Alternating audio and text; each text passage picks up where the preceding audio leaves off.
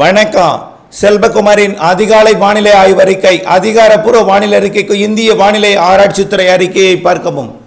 2024 ஜூலை 2 செவ்வாய்க்கிழமை அதிகாலை நிலவர வானிலை பதிவு. வானிலை அமைப்பு வடகிழக்கு மாநிலங்கள் மற்றும் அதனை ஒட்டியுள்ள இமயமலை பகுதி வளிமண்டல சுழற்சி வலுவாக நீடிக்கிறது. வட இந்திய நிலப்பகுதிகளில் ஆங்காங்கே ஒவ்வொரு அடுக்கிலும் வெவ்வேறு உயரத்தில் வளிமண்டல சுழற்சிகள் வெவ்வேறு இடத்துல. பாகிஸ்தான் எல்லையோரத்தை நோக்கி தென்மேற்கு பருவமழை முன்னேற்றத்தில் எடுத்து செல்லக்கூடிய வளிமண்டல சுழற்சி என்று பல்வேறு வளிமண்டல சுழற்சிகள் வட இந்திய நிலப்பகுதிகளில் நீடித்து கொண்டிருக்கிறது. பொதுவாக பருவமழையானது தென்மேற்கு பருவமழை தொடங்கியது முதல் பாகிஸ்தான் போய் பருவமழையை தொடக்கும் வரைக்கும் வளிமண்டல சுழற்சி பருவமழையை தொடங்கக்கூடிய இடத்துல தான் முன்னேற்றத்தில் போயிட்டே இருக்கும். தொடங்கிய பிறகுதான் பாகிஸ்தானிலேயும் தொடங்கிய பிறகுதான் அது ஒட்டுமொத்தமாக பருவமழையை தீவிரப்படுத்தும். நிகழ்வுகள் தென்னிந்திய பகுதி தென்னிந்திய கடற்பகுதியை நோக்கி வலுப்பெறும். ஆனால் தமிழ்நாட்டின் வளிமண்டலத்தில் ஒரு மெலிந்த காற்று சுழற்சி தொடர்ந்து நீடிக்கிறது. ஆனால் இந்த காற்று சுழற்சி வடகிழக்கு மாநிலங்கள் வட மாநிலங்கள் நோக்கி செல்லக்கூடிய தென்மேற்கு பருவக்காற்றை அவ்வப்பொழுது ஒவ்வொன்றும் வெவ்வேறு நேரத்தில் தீவிரமடைவதும் இடம்பெயர்வதும் வளிமண்டலத்திலிருந்து அடுக்குகளில் மேலிறங்குவதும் கீழிறங்குவதும் அதாவது செயலிழப்பதும் தீவிரமடைவதுமாக இருப்பதன் காரணமாக தென்மேற்கு பருவக்காற்று மேற்கு காற்று அதாவது தமிழ்நாட்டின் ஊடாக கணவாய் பகுதிகள் வழியாகவும் மலைகளுக்கு மேலே இருக்கக்கூடிய அடுக்குகள் வழியாகவும் கிழக்கு நோக்கி பயணிக்கக்கூடிய வடகிழக்கு நோக்கி பயணிக்கக்கூடிய காற்றோட வேகம் மற்றும் திசை தொடர்ந்து மாறுபாடு ஏற்பட்டு கொண்டே இருக்கிறது. நேற்றைக்கு நல்ல மழைப்பொழிவை பல மாவட்டங்களில் கொடுத்திருக்கிறது. அதன் அடிப்படையில் பார்த்தீங்கன்னா நேற்று முன்தினம் அதிகபட்சமாக அதாவது நீலகிரி மாவட்டம் உட்பிரேயர் எஸ்டேட்லையும் செருமுல்லையும் அதே போல் நீலகிரி மாவட்டத்தில் பெரும்பாலான பகுதிகளில் 13 சென்டிமீட்டர் மழை பெய்திருக்கிறது அதிகபட்சமாக. இதேபோல் பந்தலூரில் 6 சென்டிமீட்டரும் நீலகிரி நடுவட்டம் மற்றும் திருவண்ணாமலை செய்யாறு ஈரோடு மாவட்டம் அம்மாப்பேட்டை கோயம்புத்தூர் மாவட்டம் சின்னக்கல்லாறு நீலகிரி மாவட்டம் தேவாலம் நீலகிரி மாவட்டம் கூடலூர் பஸ்ஸெல்லாம் 5 சென்டிமீட்டர். இன்னும் நிறைய இடங்களில் மழை பொழிந்திருக்கிறது. டெல்டா மாவட்டங்களில் கூட சீர்காழி மயிலாடுதுறை மேலும் காரைக்கால் திருவையாறு தஞ்சாவூர் இங்கெல்லாம் விட 3-4 சென்டிமீட்டர் வரைக்கும் மழை பொழிந்திருக்கிறது. திருமானூர் மேலும் கோயம்புத்தூர் மாவட்டம் பல்வேறு இடங்களில் திருக்காட்டுப்பள்ளி திருச்சிராப்பள்ளி மாவட்டம் கோயில்பட்டி விராலிமலை சோலையாறு வரட்டுப்பள்ளம் காட்பாடி ஆரணி அவலாஞ்சி சேலம் மேட்டூர் பூதலூர் துவாக்குடி வேம்பாக்கம் கும்மிடிப்பூண்டி இன்னும் பல இடங்களில் அதாவது தேவக்கோட்டை நிறைய இடங்கள் திருவாரூர் மன்னார்குடி இதெல்லாம் மழைப்பொழிவு நேற்று முன்தினம் இருந்து இன்னும் பெரிய அளவிலே பட்டியல் இருக்கிறது. இதை சுருக்கமாக சொல்லியிருக்கேன்.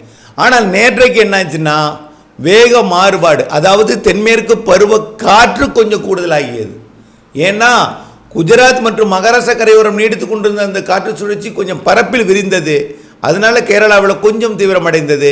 கேரளாவில் அதாவது காவிரி நீர்பிடிப்பு பகுதிகளிலையும் கேரளாவிலையும் கொஞ்சம் பெருசாக இல்லை அறவே இல்லாமல் 500 கனடி வந்துக்கிட்டு இருந்ததுக்கு இப்போ 10,000 6,000 3,000 என்று ஏற்ற இறக்கத்துடன் நீர்வரத்து இருந்து கொண்டிருக்கும் அளவில் மழை பொழிவு. இதனால் மேலடுக்கில் உயர் மேகங்கள் கூடுதலாக வந்த காரணத்தினால நேற்று வெயில் குறைவாகவும் வெயில் அதாவது வெப்ப சலனத்திற்கு சாதகம் இல்லாமல் நேற்று அமைந்து விட்டது. பெரிய பரப்பில் மழை இல்லை. ஆனால் இன்றைக்கும் அதே போல தான் இருக்கும் போல் தெரிகிறது. ஆனால் நேற்றை விட இன்றைக்கு மழை பொழிவில் கொஞ்சம் பரப்பில் கூடியிருக்கும். நேற்று முன்தினத்தை விட நேற்றைக்கு தலைகீழாக மாறியது. இன்றைக்கு நேற்றை விட கொஞ்சம் பரப்பில் கூடியிருக்கும் மழை. நாளை 3ஆம் தேதி கண்டிப்பாக பெரும்பாலான இடங்களில் மழை இருக்கு. 4ஆம் தேதி இன்னும் கொஞ்சம் கூடும். 5, 6, 2 நாளும் குறிப்பாக 5ஆம் தேதி பரவலாகவே நல்ல மழைப்பொழிவு தெரிகிறது. தமிழ்நாட்டின் அனைத்து மாவட்டங்களுக்கும் 5ஆம் தேதி மழை தெரிகிறது. மாலை இரவு வெப்பச்சலன இடிமழை பொழிவாகும். மாலை இரவு நேரங்களில் தான் இருக்கும். ஒரு சில இடங்களில் மதியம் தொடங்கும். பெரும்பாலும் மாலை இரவு நேரங்களில் இந்த மழைப்பொழிவு அமையும்.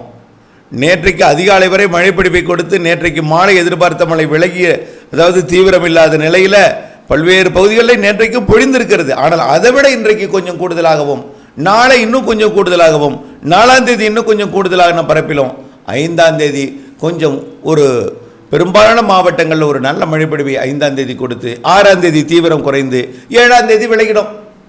ஆக 7ஆம் தேதி சுப முகூர்த்தம் வைத்திருப்பவர்கள் அச்சப்பட தேவையில்லை. 7ஆம் தேதி இந்த சுற்றின் மழைப்பொழிவு விலகிவிடும். 7லிருந்து 12ஆம் தேதி வரைக்கும் மழைக்கு வாய்ப்பு பெரிதாக இல்லை. கர்நாடகா ஆந்திர எல்லையோரமோ அல்லது அதற்கு வடக்கே தான். கர்நாடகா ஆந்திர பகுதியில் மட்டுமே, அதுக்கும் வடக்கு கர்நாடகா, வடக்கு ஆந்திர பிரதேசம், தெலுங்கானா இந்த பகுதியில் மட்டும் வரக்கூடிய மழைப்பொழிவு அதாவது 8ஆம் தேதியிலிருந்து 12ஆம் தேதி வரை இருக்கும்.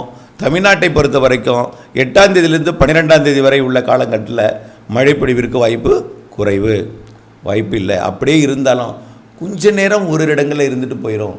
லேசான மழையாக பெய்துவிட்டு, தூறலாக பெய்துவிட்டு, நனைக்கும் மழையாக பெய்துவிட்டு 8ஆம் தேதியிலிருந்து 13ஆம் தேதி வரை ஒரு சில இடங்களில் 7ஆம் தேதியிலிருந்து 12ஆம் தேதி வரைக்கும் மழைக்கு வாய்ப்பு குறைவு.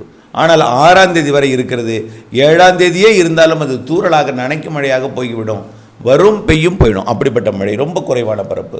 ஆக தற்பொழுதைய ஆய்வறிக்கையின்படி 5ஆம் தேதி தமிழ்நாட்டிலே மாலை இரவு நேரங்களிலே கொஞ்சம் கூடுதல் பரப்பில் சற்று கனமழை முதல் கனமழை வரைக்கும் ஆங்காங்கே லேசான மிதமான மழையும் ஒதுக்கி இருக்கும் என்பதையும், நேற்றை விட இன்றைக்கு கூடுதல் பரப்பில் கொஞ்சம் மழைப்பொழிவு கிடைக்கும் என்பதையும், 5ஆம் தேதியை மையமாக வைத்து இந்த மழைப்பொழிவு பரப்பில் மாலை இரவு மழைப்பொழிவு அதிகரித்து காணப்படும் என்பதையும் தெரியப்படுத்த விரும்புகிறேன்.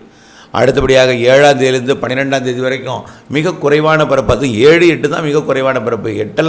8லிருந்து 12 வரைக்கும் வாய்ப்பில்லை. 13ஆம் தேதியிலிருந்து தான் அடுத்த சுற்று வெப்பச்சலன மழைப்பொழிவு தொடங்குகிறது. அது மெல்ல 18ஆம் தேதி வரை ஆங்காங்கே மழைப்பொழிவை கொடுத்து பிறகு தென்மேற்கு பருவக்காற்று திசை மாற தொடங்கிடும். தற்பொழுது பாகிஸ்தான் எல்லையோரத்து மாநிலங்களில் மட்டுமே தென்மேற்கு பருவமழை முன்னேறி கொண்டிருக்கிறது. ஆனால் குஜராத் தொடங்கிடுச்சு, ராஜஸ்தான் கூட தொடங்கிடுச்சு. பெரும்பாலான பகுதி இந்த பஞ்சாபை சுற்றி ஒட்டியுள்ள பகுதிகளில் மட்டும் இன்னும் தென்மேற்கு பருவமழை தொடங்குவதற்கு இன்னும் கொஞ்சம் நேரம் பிடிக்கிறது, நாட்கள் பிடிக்கிறது.